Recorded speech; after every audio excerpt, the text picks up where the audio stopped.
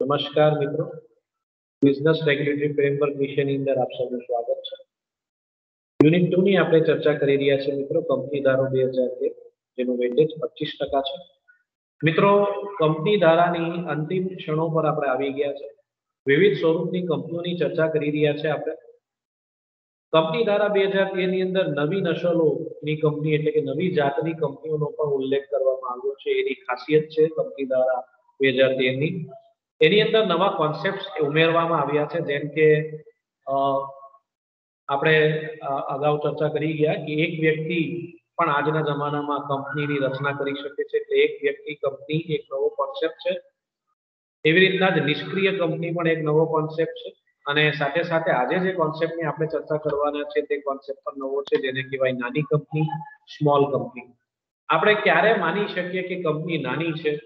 તો એના ક્રાઇટેરિયા આપવામાં આવ્યા છે, એના મુદ્દાઓ છે, એના નિયમો છે, તે હમણાં આપણે ચર્ચામાં લઈશું કે કંપની નાની છે કે મોટી છે તે કેવી રીતના નક્કી થશે.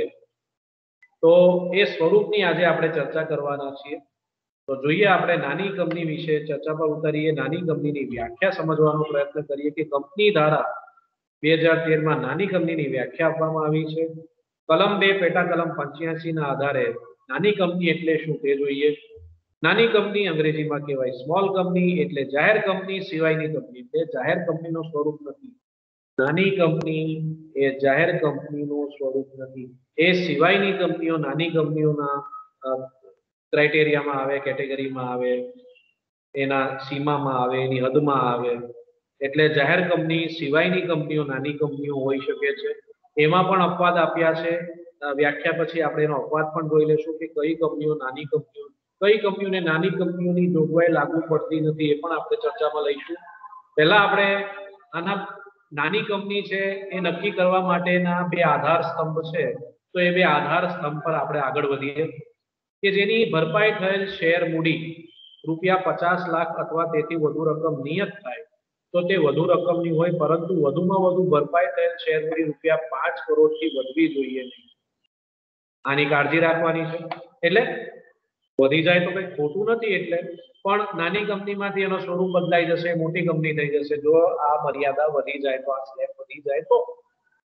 પહેલો આધાર સ્તંભ શેર મૂડી છે કે એવી કંપની જેની ભરપાઈ થયેલ શેર મૂડી 50 લાખથી શરૂ થતી હોય, એટલે કે ઓછામાં ઓછા 50 લાખ હોય અથવા તેનાથી વધારે હોઈ શકે છે, પણ 5 કરોડથી વધવી જોઈએ નહીં. એટલે મિનિમમ 50 લાખ, મેક્સિમમ 5 કરોડની સીમા છે. 5 કરોડથી જો શેર મૂડી વધી જાય તો એ કંપની કંઈ કશું ખોટું નથી કરી રહી, બલ્કિ એ નાની કંપનીના સ્વરૂપમાંથી મોટી કંપનીમાં ફેરવાઈ રહી છે એવું માનવામાં આવશે. જાયન્ટ કંપની થઈ જશે. જાયન્ટ કંપની જેવો કોઈ પાછો કોન્સેપ્ટ કંપની ધારામાં આપ્યો નથી. આપણે આવું અનુમાન કરી શકીએ છીએ, આપણે આવું માની શકીએ. એટલે પહેલો આધાર સ્તંભ શેર મૂડી છે. ઓછામાં ઓછા 50 લાખ જેની જે કંપનીની શેર મૂડી હશે, પણ મહત્તમ 5 કરોડથી વધવી જોઈએ નહીં, તો આપણે એને નાની કંપની માની શકીએ છીએ, ગણી શકીએ છીએ. બીજો આધાર સ્તંભ છે ટર્નઓવર, સેલ્સ, કે જેનું ટર્નઓવર નફા નુકસાન હિસાબી પ્રમાણે ₹2 કરોડ હોય અથવા નિયત કરવામાં આવે તો તેથી વધારે પણ હોઈ શકે છે, પણ વધુમાં વધુ 20 કરોડથી એ વધવું જોઈએ નહીં. એનું પણ ધ્યાન રાખવાનું છે. 20 કરોડથી ટર્નઓવર વધી જાય તો કંપનીએ કોઈ ગુનો નથી કરી લીધો મિત્રો, પણ 20 કરોડથી જો ટર્નઓવર વધી જાય તો એ નાની કંપનીનો સ્વરૂપ ગણાશે નહીં. એ કંપની મોટી થઈ ગઈ છે, જાયન્ટ થઈ ગઈ છે એવું માનવામાં આવશે. હવે અહીંયા જે બીજો આધાર સ્તંભ છે ટર્નઓવર છે, એટલે કે સેલ્સ છે, એટલે નફા નુકસાન હિસાબો જોવા પડશે, P&L એકાઉન્ટ જોવું પડશે, profit and loss account check કરવું પડશે. એટલે વર્ષ 2 વર્ષ પછી આપણે આ આધાર સ્તંભનો ઉપયોગ કરીને નક્કી કરી શકશું કે આ કંપની નાની છે કે મોટી છે.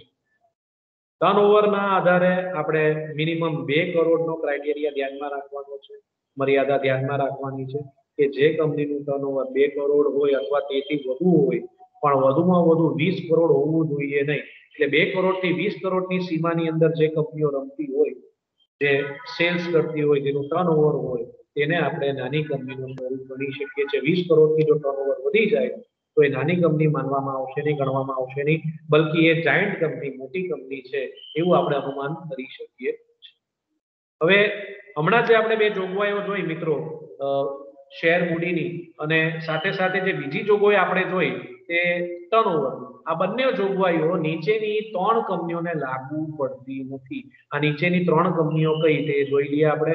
મુખ્ય કંપની અથવા ગૌણ કંપની અંગ્રેજીમાં કહેવાય holding company and its subsidiary company, શાસક કંપની અને પેટા કંપની પણ કહેવાય.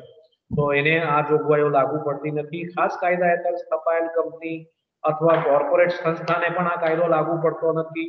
ત્રીજી કેટેગરીની જે કંપની છે તે છે નોન પ્રોફિટ એસોસિએશન, જેમ કે કંપની ધારા 2013 ની કલમ 8 હેઠળ નોંધાયેલી કંપની, એમને પણ આ ક્રાઇટેરિયા લાગુ પડતો નથી. હવે મુખ્ય કંપની અથવા ગૌણ કંપની, હોલ્ડિંગ કંપની અને શાસક કંપની જો હોય તો તેમને શેર મૂડી અને જે ટર્નઓવરના જે ક્રાઇટેરિયા છે, જે જોગવાઈ છે નાની કંપનીની, તે લાગુ પડશે નહીં. એમાં કોઈ મૂડી જોવાની નથી કે આ કંપનીની મૂડી કેટલી છે, આ કંપનીનું ટર્નઓવર કેટલું છે. આ જોગવાઈઓ શાસક કંપની અને ગૌણ કંપનીને લાગુ પડે નહીં. એટલે એમાં કોઈ એવો ક્રાઇટેરિયા આવશે નહીં કે આ હોલ્ડિંગ કંપની નાની કંપની છે કે મોટી કંપની છે, એવું જોવાની જરૂર નથી.